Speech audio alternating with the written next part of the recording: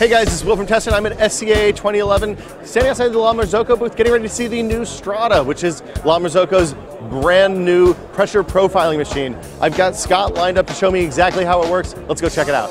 So tell me a little bit about pressure profiling and what this is going to do for Espresso and how it works on the Strata.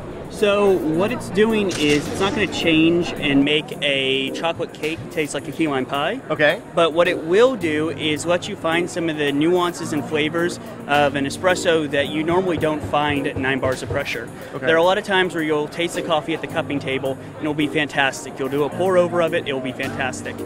Then you go through and you have this sort of espresso machine effect where it's interesting, but it's not really good. Like weird citrusy notes and real sour. These high ends that we don't really like, but they're sometimes good on the pour over bar. Interesting. So yeah, interesting. Yeah. So what we can do is, using our pressure to manipulate those flavors, we can tone them down and make a espresso that actually tastes good instead of interesting with the really, really good coffees that roasters are now bringing in. And it's a shame to blend them and throw them in this bag with one generic label on them when we can really work to celebrate the coffee, the farmer, and the terroir that we're trying to buy. So really, we're going to see this shine with single origin espressos. Single origin. I mean, a lot of espresso is blended to taste good at 9 bars. Right. We've done all of this work in blending and choosing all these components just so that in that one condition that we make machines in, it'll taste okay.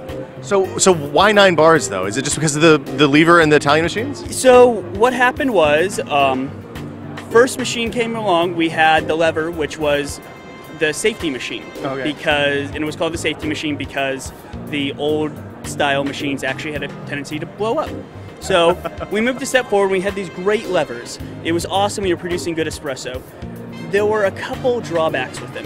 First one being that springs wear at inconsistent rates, so that if you use one group more than another group, your actual pressure that you deliver is going to be different on each group. Okay. Second is there are a ton of gaskets in there, which are not fun to change. Okay. And the third is if you've ever pulled down a lever with no coffee and released it, you see there's about 150 pounds of force that pops back up, and it was not uncommon to break jaws. Oh God. There was just recently a case where somebody was in, I think it was like somewhere on the East Coast, where a woman was using a lever machine, hit her jaw and broke all of her teeth.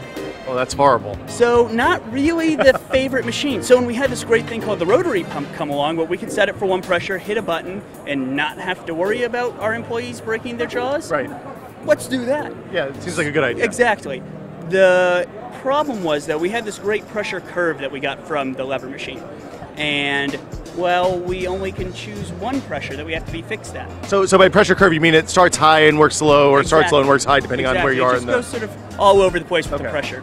And we know that's really good, but we have to give that up. Okay. And now we need to know, I'm sitting here dialing in my machine for the first time. What pressure do I set it to make my espresso at? Well, I know the average of my old machine was 9 bars of pressure. Okay. I guess that means I should have it be 9 bars of pressure. Why not 9 bars? Okay. Exactly. And the thought really hasn't changed since then because we haven't had technology to let us move forward since then.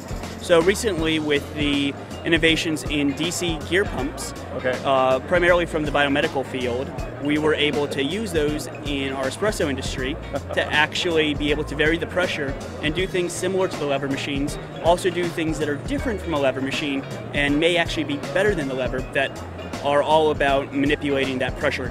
Things that would be impossible with a lever machine. Exactly. So how does this work? I mean, I know that the paddle ties into this, and then but it's all digitally controlled, right? It is all digitally controlled.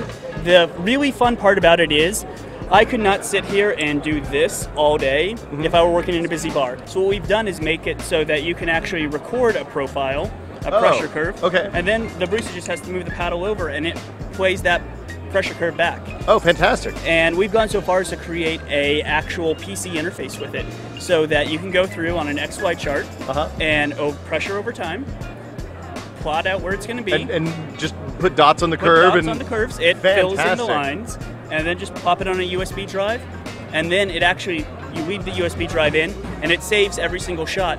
So you can go back and say, hey, this one shot was fantastic. What did I do here? What was different? and you can look at it and know what you did because you have data on what you were doing every time. So every shot is your best shot. Exactly. Awesome, fantastic. Thank you so much, Scott. Hey, no problem. It's great to meet you. Great talking with you. Cheers. So I'm here with Glenn Surlett, and we're looking at the new temperature profiling Pro machines. Yep, the Excelsius. Excelsius. So what's special about the Excelsius, Glenn? What isn't? Well, of course, that's what you would say. Basically, we took the concept of not trying to control large masses of water, but to control micro amounts. So within that micro amount, with water, cold water and hot coming in, and a variable 250 watt element, we're able to fine tune the espresso to exactly what you want. So this minimizes temperature variations between during the shot and between shots as well, right? Well, exactly. Minimizes variation, or if you want a variation, you can create it. So you can create a curve, an up, or a curve down. Okay, and how are you managing temperature inside the boiler? Well, it's like I mentioned, it's a 250 watt element, using heat exchange water, so you still have the full power of a full-size boiler. You're not compromising that quality at all. But within that element, the 250 watts, you're able to control all different points of it. So it's called a PWM system, where it's able to control, just as this pulses right here, it modulates. Okay. Standard PIDs are on-off. Our PID system is modulating, so it's controlling exactly what temperature. Oh, so it can be partially on. It's not a binary. There's a range of values between on and all the way off. Exactly, you got it. Beautiful. Cool. Can you put it through its paces here real quick? Sure, absolutely. So right now we have the group set up all differently. This group here is set up at a 10-degree increase. Okay. And Over the shot pull. Over the shot time, right. It's ending up at 201. Now, of course, 10 degrees may sound like a large swing, but we really wanted to show the differences here at the show. Okay. You could program in the programming, okay, I only want a 4-degree swing in temperature or 5-degree, whatever.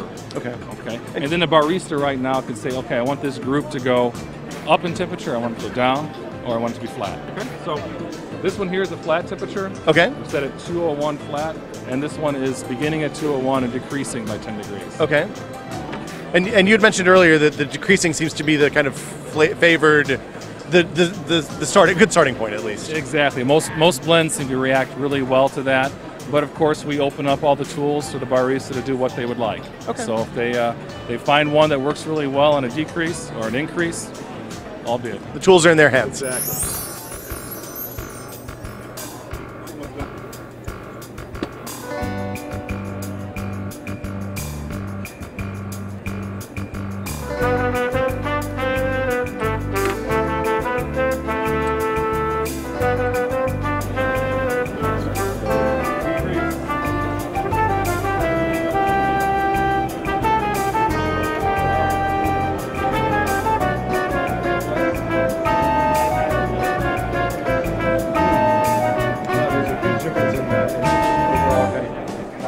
So I just tasted two different shots. One was pulled at 201 through the length of the entire shot. The other one started at 201 degrees and dropped to 193 over the length of the draw.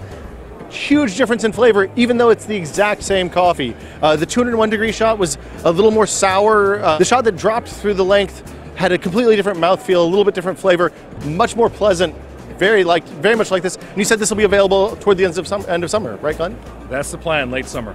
Fantastic. So that was the Ranchillo Excelsius. I'm really excited about both temperature profiling and pressure profiling. Can't wait to try them out in my local neighborhood coffee shops. For Tested, I'm Will. See you guys next time. Bye.